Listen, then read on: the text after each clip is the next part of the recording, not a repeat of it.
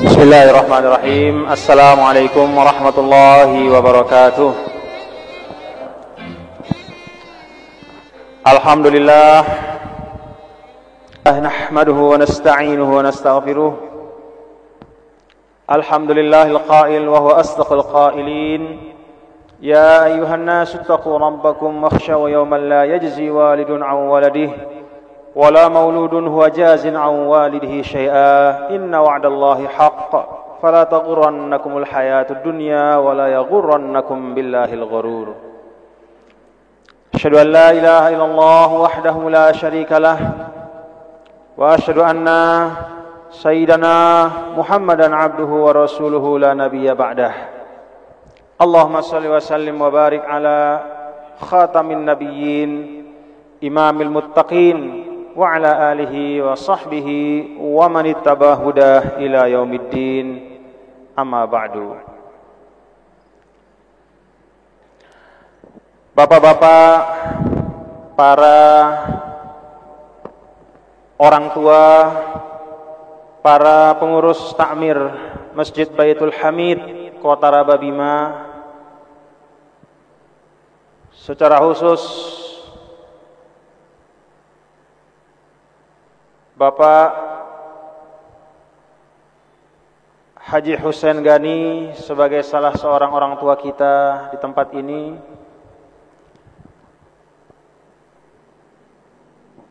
kita doakan mudah-mudahan semua orang tua kita diafiatkan, disehatkan, dipanjangkan umur oleh Allah Subhanahu wa taala. Bapak-bapak dan ibu-ibu, para hadirin dan hadirat jamaah salat maghrib dan insyaallah salat isya Masjid Baitul Hamid yang mudah-mudahan dirahmati oleh Allah Subhanahu wa taala. Tidak ada kata yang lebih pantas yang kita ucapkan selain alhamdulillahirabbil alamin. Puji, kesyukuran kepada Allah Subhanahu wa taala atas segala macam nikmat karunia, segala macam kebaikan-kebaikan yang Allah Subhanahu wa taala terus-menerus curahkan kepada kita semua. Sampai hari ini alhamdulillah kita semua sehat.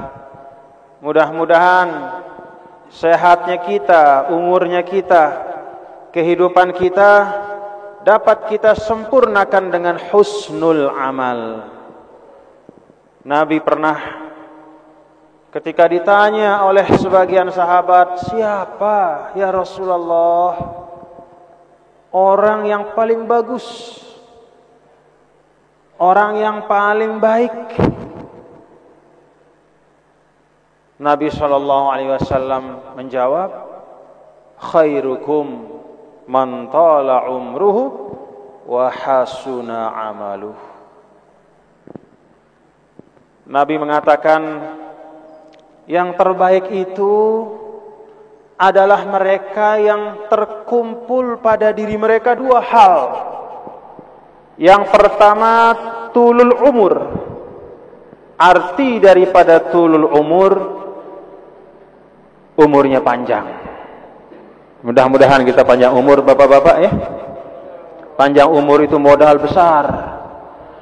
Dulu Rasulullah SAW pernah didatangi oleh seorang sahabat. Sahabat ini bermimpi.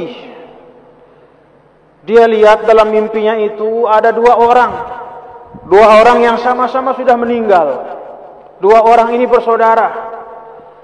Yang satu meninggal di tengah medan pertempuran, di tengah jihad fisabilillah. Sedangkan yang satu saudaranya meninggal 1 tahun kemudian di atas tempat tidur. Mati biasa, bukan mati perang.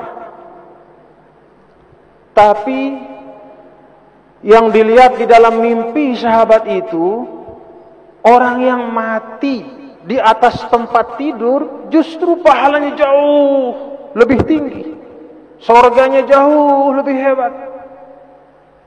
Maka datanglah bapak itu, heran dia.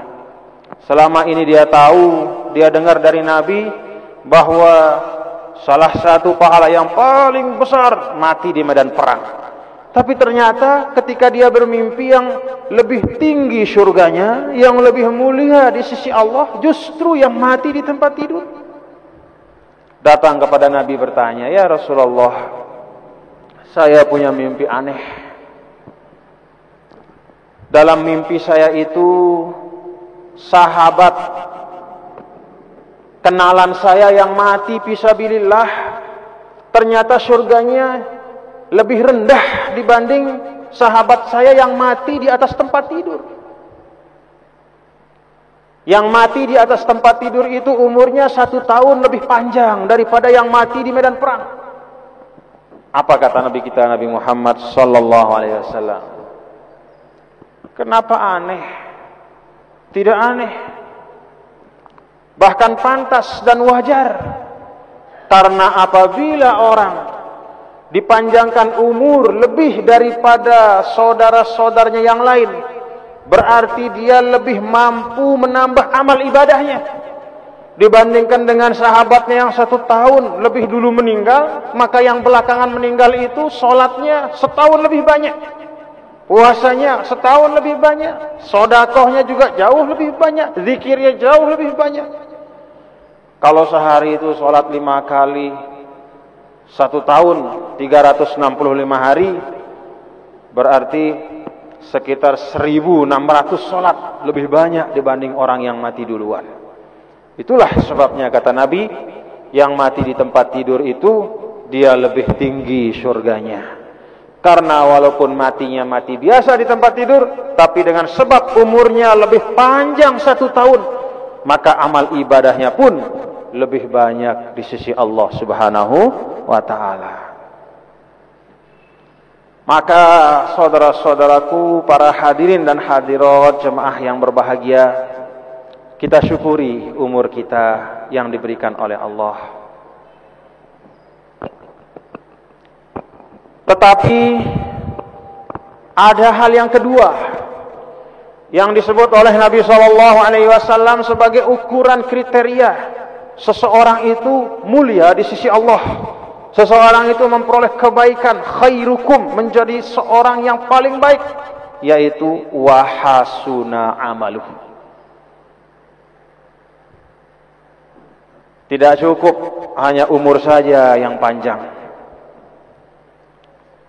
Umur yang panjang kalau tidak diisi dengan amal soleh, hanya memperbanyak tanggung jawab kita di depan Allah. Umur panjang berpuluh-puluh tahun, 80, 90, 100 tahun, tapi tua-tua keladi. Semakin tua bukannya semakin cinta masjid, tapi semakin senang nganggur di pinggir jalan. Semakin senang main remi dari pagi sampai malam. Semakin senang nonton TV, habis waktunya untuk menonton TV dari awal malam sampai akhir malam. Tidak semakin dekat kepada Allah, justru semakin senang meninggalkan perintah Allah. Orang yang seperti itu bertambah umur tidak membawa manfaat, hanya membawa beban yang lebih berat di sisi Allah Subhanahu wa ta'ala. Nah, itu sebabnya Nabi SAW mengatakan, orang yang terbaik pertama tulul umur, umurnya panjang. Yang kedua, husnul amal, amal baik, pekerjaannya baik, amaliyahnya sehari-hari adalah amaliyah yang diridhoi oleh Allah. Silaturahimnya dia jaga, salat-salat wajibnya dia jaga, mahabbah kepada sesama saudaranya, baik sesama satu agama maupun sesama umat Islam, sesama hamba Allah, dia jaga. Itulah orang yang paling baik di sisi Allah Subhanahu wa ta'ala. Bapak-bapak dan ibu-ibu, para hadirin dan hadirat jamaah Masjid Baitul Hamid yang dirahmati oleh Allah Subhanahu wa ta'ala, dalam kesempatan ini sebagai renungan kita antara maghrib dan isya, untuk mengisi diri kita dengan hal-hal yang bermanfaat. Karena bukan hanya badan kita yang perlu untuk selalu kita isi, selalu kita berikan nutrisi, selalu kita berikan gizi, kita berikan makanan yang bermanfaat, tetapi jiwa dan ruhani kita juga harus selalu kita isi, sehingga jiwa dan ruhani kita menjadi jiwa dan ruhani yang hidup, jiwa ruhani yang bersinar dan bercahaya. Pada malam hari ini saya ingin mengajak bapak-bapak dan saudara-saudara sekalian, kita merenungkan ada dua ayat dari akhir surah Luqman, ayat yang saya baca di dalam sholat maghrib tadi. Ayat di mana Allah Subhanahu wa taala berfirman, ba'da a'udzu billahi minasyaitonir rajim, bismillahirrahmanirrahim, ya ayuhan nasu taqu rabbakum wakhshaw yawman la yajzi walidun an waladihi wala mauludun huwa jazin an walidihi syai'a. Inna wa'dallahi haqq fala taghurrannakumul hayatud dunya wala yaghurrannakum billahil gharur. Wahai semua manusia, kata Allah Subhanahu wa taala, panggilan ini panggilan yang umum. Dalam Al-Qur'an itu ada dua jenis panggilan. Yang pertama umum, yang kedua khusus. Panggilan yang umum, ya ayuhan nas, semua manusia dipanggil oleh Allah. Panggilan yang lebih khusus, ya ayyuhalladzina amanu, wahai orang-orang yang beriman.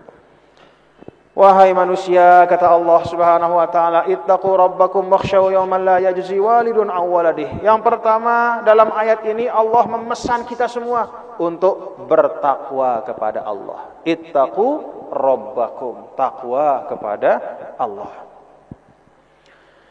Bapak, Ibu, saudara-saudara sekalian,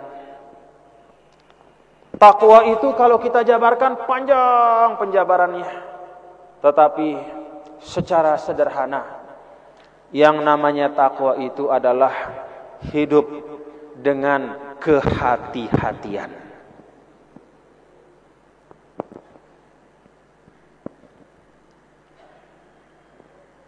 Dulu salah seorang sahabat bertanya kepada Umar ibn al-Khattab, "Mat taqwa?" Apakah yang namanya takwa itu, wahai Umar? Umar bertanya kembali kepada orang itu, saudaraku, pernahkah kamu jalan di atas jalan yang penuh duri? Kata sahabat, pernah. Kata Umar, apa yang kamu lakukan kalau jalan yang kamu lewati itu penuh duri, penuh dengan lubang, penuh dengan hal-hal yang bisa mencelakakan kamu? Sahabat itu menjawab, hazartu wa tashammartu. Saya akan jalan dengan hati-hati, pelan-pelan. Kalau ada duri, saya hindari. Kalau ada lubang, saya tutup. Pelan-pelan, hati-hati. Umar mengatakan, fazakat taqwa. Itulah sesungguhnya inti daripada takwa. Hidup di dunia dengan hati-hati, cermat dan waspada. Bukan hidup yang, kalau kata orang Jawa, hantam kromo. Hidup yang pokoknya yang penting dapat. Kalau pengen duit, kalau mau uang, dia cari uang walaupun dengan cara yang dilaknat oleh Allah. Dengan menipu, dengan korupsi, dengan mencuri, merampas, merampok. Kalau mau jabatan, dia kejar jabatan itu sekuat-kuatnya, tidak peduli dia fitnah kiri, fitnah kanan. Dia umpat sana, umpat sini. Orang bertakwa itu orang yang hati-hati. Itulah makna yang paling dasar dari takwa kepada Allah Subhanahu wa taala. Wattaqu ya wakhshaw yawman la yajzi walidun an waladihi wala mauludun huwa jazin an walidihi syai'a. Kemudian yang kedua, dalam ayat ini Allah Subhanahu wa taala mengajak kita semua. Setelah pertama Allah ajak, semuanya ayo kita bertakwa, marilah menjadi orang yang bertakwa kepada Allah. Maka yang kedua, wakhshaw yawman la yajzi walidun an waladihi. Takutlah kalian, ingat kepada hari di mana orang tua tidak bisa menebus anaknya. Wala mauludun huwa jazin an walidihi syai'a. Anak pun tidak bisa menebus orang tuanya, walaupun dia kangen, sayang, cinta kepada orang tuanya, tidak bisa ditebus pada hari itu.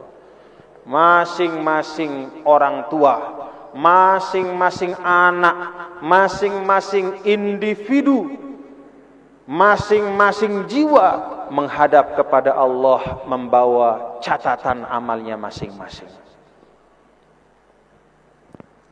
Kita ini hidup di dunia, bapak-bapak, ibu-ibu, banyak tugas-tugas kita hari demi hari.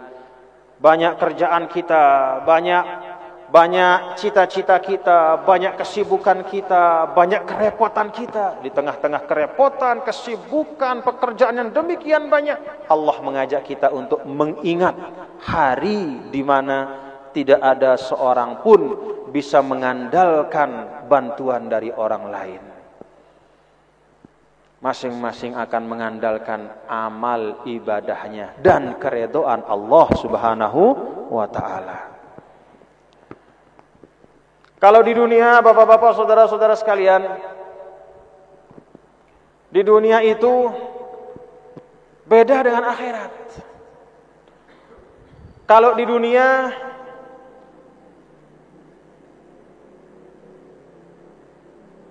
orang yang salah, orang yang melanggar peraturan, orang yang melakukan suatu pekerjaan yang merugikan orang lain, bisa lepas dari tuntutan, bisa lepas dari dakwaan. Dia kasih fidyah. Fidyah itu artinya upeti.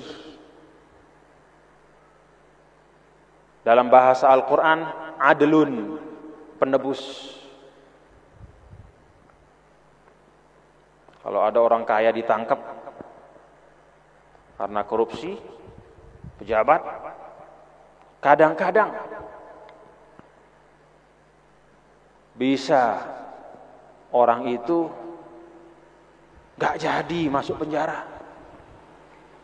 Sudah nyata-nyata korupsi, nyata-nyata merampas hak umat, bisa gak masuk penjara. Dengan apa? Adlun, upeti, sogokan.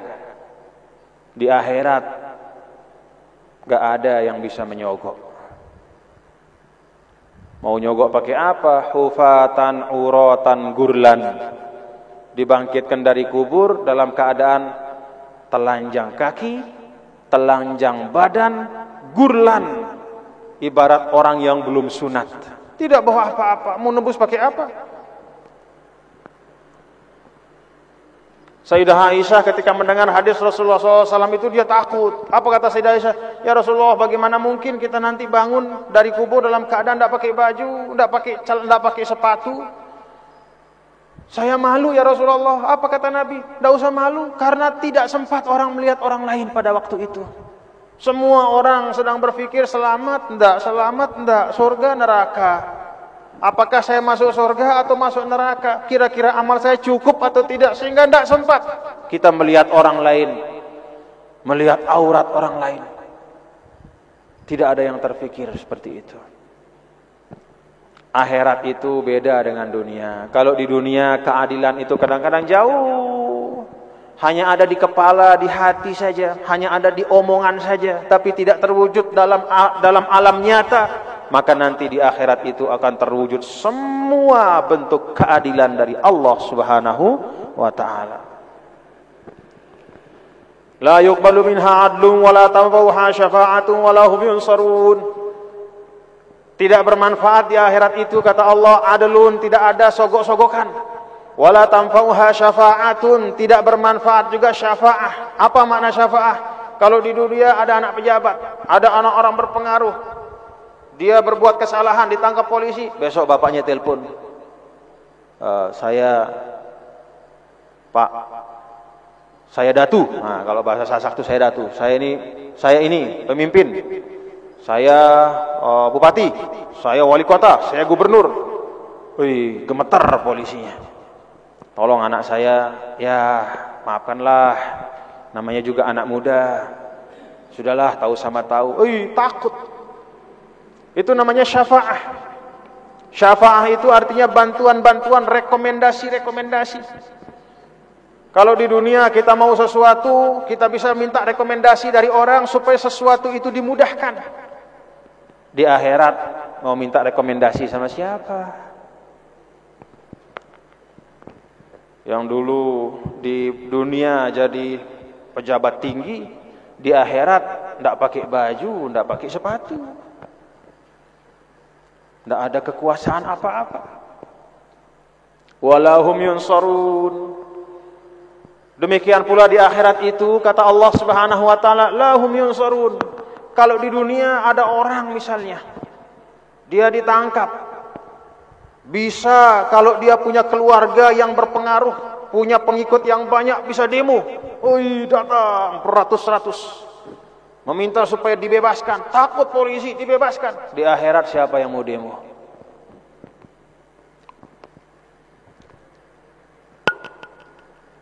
Maka di dalam ayat ini Allah Subhanahu wa taala mengajarkan kita bahwa tidak ada jalan kita selamat pada hari itu kecuali dengan memperbanyak amal soleh kita sekarang. Bukan besok, bukan lusa. Dulu saya pernah, bapak-bapak dan saudara-saudara sekalian, pernah saya dulu diundang di Jakarta. Kebetulan ada tetangga lain RT meninggal suaminya. Ya karena kita dianggap ustadz diundang. Sholatlah kita, sholat jenazah. Selesai sholat jenazah, datang istrinya kepada saya. Ustadz, tolong doakan. Mudah-mudahan suami saya rajin sholat di kubur, katanya. Innalillahi. Dia pikir masih bisa menambah amal di dalam kubur.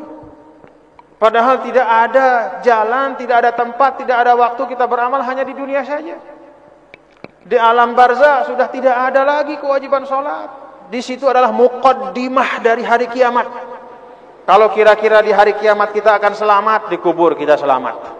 Kalau di akhirat nanti kita bakal jadi penghuni neraka jahanam, na'udzubillah, dari kubur kita sudah digebuk sama mungkar nakir. Tidak ada namanya perintah sholat, tidak ada namanya perintah zakat. Tidak bisa menambah amal ibadah apapun kepada Allah Subhanahu wa taala. Sekarang, di sini dan sekarang, di dunia sekarang. Jangan tunda sampai, jangan katakan oh masih ada nanti setelah Isya, oh masih ada besok, oh masih ada lusa. Dalam ayat berikutnya Allah Subhanahu wa taala menceritakan tentang 5 hal yang menjadi rahasia Allah, supaya kita tidak menunda-nunda amal soleh di dalam kehidupan dunia ini. Inna wa'dallahi haqqun fala taghurrannakumul hayatud dunya wa la yaghurrannakum billahil gharur. Sungguhnya apa yang Allah janjikan itu pasti benar, pasti terwujud. Kalau Allah menyebutkan nanti ada hari kiamat, jangan ragukan hari kiamat itu. Kalau Allah katakan bahwa ada alam barzah, jangan lakukan alam barzah itu. Kalau Allah sebutkan ada surga, ada neraka, imani dan yakini surga neraka itu. Itu pangkal keselamatan kita. Yakin, seyakin-yakinnya kepada janji Allah Subhanahu wa taala. Nah, di dalam ayat berikutnya Allah menyampaikan 5 hal. 5 hal yang menjadi rahasia Allah. Ilmu Allah yang tidak diketahui oleh siapapun, sehingga tidak boleh kita menunda-nunda mengerjakan suatu kebaikan, mengerjakan suatu amal soleh. Innallaha indahu ilmus sa'ah. Yang pertama, sesungguhnya Allah lah yang mengetahui kapan datang hari kiamat itu. Dulu bapak-bapak saudara-saudara sekalian, pernah ada orang meramal, katanya hari kiamat itu datang tanggal 9 bulan 9 tahun 99. Pernah di koran rame, sampai-sampai banyak orang gak berani keluar dari rumahnya, takut hari kiamat. Dia pikir kalau dia sembunyi di rumahnya, datang hari kiamat dia selamat. Coba umat Islam, orang Jepang yang meramal, orang Jepang yang tidak kenal Allah, tidak paham agama, orang Jepang yang tidak beriman kepada Allah meramal, banyak umat Islam terpengaruh, takut. Kebetulan hari itu saya ngaji di Lombok Barat, di Gunung Sari. Saya heran, kok jemaahnya sedikit, biasanya banyak. Saya tanya panitia, kenapa kok sedikit? Banyak yang tidak berani keluar dari rumah, takut ramalan hari ini datang hari kiamat. Innalillahi wa inna ilaihi raji'un. Kalau kita sembunyi di rumah, bapak-bapak, datang hari kiamat, selamat kita? Hah? Selamat kita, Pak? Kita sembunyi di bawah dipan tempat tidur, selamat kita? Kalau yang namanya kiamat betul-betul datang, selamat? Tidak mungkin selamat. Jangankan kita sembunyi di bawah dipan, kita sembunyi di lapis bumi yang paling dalam, tidak akan selamat, karena bumi itu sendiri akan hancur. Kalau bumi itu hancur, maka otomatis semua yang ada di atas bumi itu akan hancur. Kalau datang hari kiamat, tidak ada seorang pun yang mampu menghindarkan diri dari hari kiamat itu. Kapan hari kiamat itu akan datang? Ada yang tahu enggak? Kalau ada orang di Bima mengaku tahu hari kiamat itu datang, itu berarti orang bohong, pembohong. Kalau ada orang di mana saja mengaku, oh hari kiamat itu nanti 100 tahun lagi, 200 tahun lagi, itu pendusta. Kenapa? Allah Subhanahu wa taala telah menjadikan ilmu tentang kapan hari kiamat itu sebagai bagian dari rahasia Allah.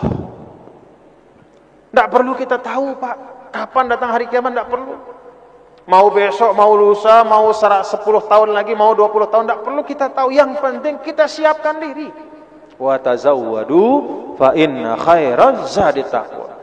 Kalau kita sudah siap, mau nanti habis sisa kiamat, kita tenang saja karena sudah siap. Mau lusa juga tidak masalah, tahun depan, oke, kapan saja siap. Kalau kita sudah siapkan diri.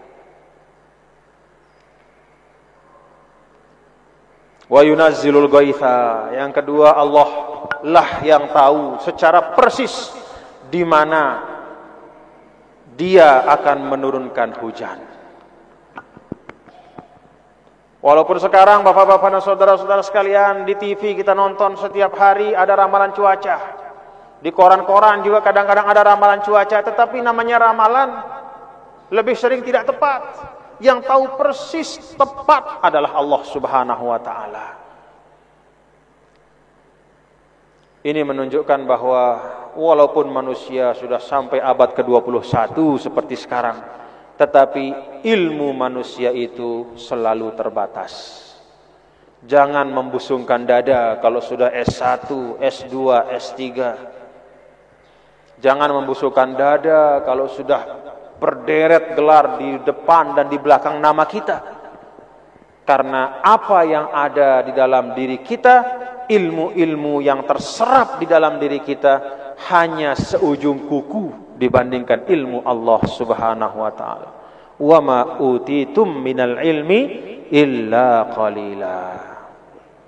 Dan tidaklah kalian diberikan ilmu kecuali hanya sedikit saja dari ilmu Allah.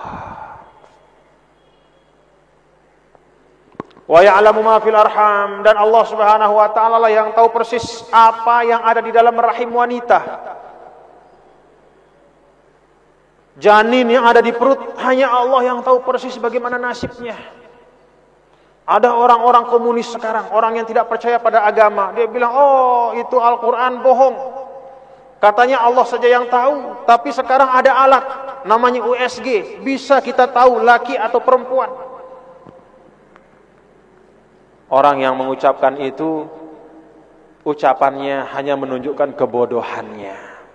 Karena ayat ini bukan hanya berbicara tentang jenis kelamin, bukan hanya laki atau perempuan saja, tetapi ayat ini berbicara tentang apa yang ada di dalam perut ibu yang menjadi janin, baik itu laki maupun perempuan, kemudian rezekinya, nasibnya, keadaannya ketika lahir, dan semua yang melekat pada dirinya hanya Allah Subhanahu wa taala yang tahu.